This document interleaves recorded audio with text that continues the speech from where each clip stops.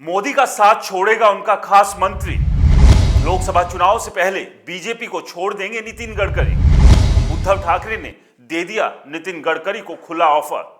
BJP छोड़कर MVA से लड़िए लोकसभा चुनाव। नमस्कार, मेरा नाम है राज के वर्मा और आप देख रहे हैं रिपोर्टर जी। लोकसभा चुनाव की गर्मी की तपिश चुनाव की घोषणा से पहले ही देखी जा सकती है। कोई टिकट काट रहा है, कोई परिवार को लेकर उल जलूल बोल रहा है, तो कोई ईडी पर दोष मढ़ने में लगा हुआ है। अब इसी कड़ी में महाराष्ट्र के पूर्व मुख्यमंत्री उद्धव ठाकरे ने केंद्रीय मंत्री नितिन गडकरी को खुला ऑफर दिया है। उन्होंने कहा है कि बीजेपी छोड़ दो, एमवीए से चुनाव लड़ो, दिल्ली के सामने मत झुको। उनके इस ऑफर पर डिप्टी सीएम देवेंद्र फडणवीस ने भी इस ऑफर पर रिएक्शन देते हुए कहा है कि नितिन गडकरी हमारे बड़े नेता है, उद्धव की पार्टी सिर्फ बैंड बाजा वाली है। शिवसेना चीफ उद्धव ठाकरे ने शुक्रवार को कहा कि बीजेपी की लिस्ट सामने आ गई है। अनेक नाम सामने हैं। जिन कृपा शंकर सिंह पर बीजेपी ने भ्रष्टाचार का आरोप लगाया था, उनका नाम भी पीएम मोदी के साथ लिस्ट में है। लेकिन नितिन गडकरी, जिन्होंने इतने सालों तक महाराष्ट्र में बीजेपी के लिए आधार तैयार करने का काम किया, उनका नाम वहां नहीं है। ठाकरे ने आगे कहा कि गडकरी जी, बीजेपी छोड़ दीजिए, हम आपको एमवीए से चुनाव जितवा कर लाएंगे। गडकरी जी, उनको दिखाओ कि महाराष्ट्र क्या है।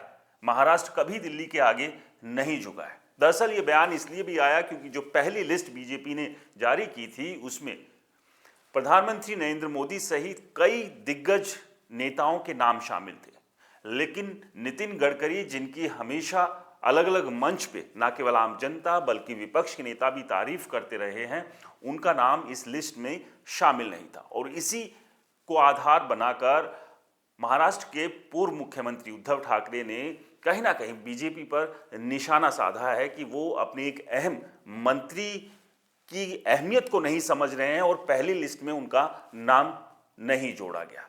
यानी कि इंतजार उन्हें दूसरी लिस्ट का करना होगा। और वो यहाँ पर एक सवाल भी खड़ा कर रहे हैं कि क्या नितिन गडकरी की टिकट काटने के चक्कर में तो नहीं है बीजेपी, क्योंकि उनकी बातों से कुछ ऐसा ही लग रहा है। लेकिन चुनाव है, राजनीति है, और राजनीति में राजनेता किसी भी मौके को छोड़ना नहीं चाहते हैं, क्योंकि यही वो मौके हैं जो उन्हें चुनाव में जिताने का काम भी कर सकते हैं। उद्धव ठाकरे के इस ऑफर के बारे में आपकी क्या राय है, हमें कमेंट्स कर जरूर बताएं।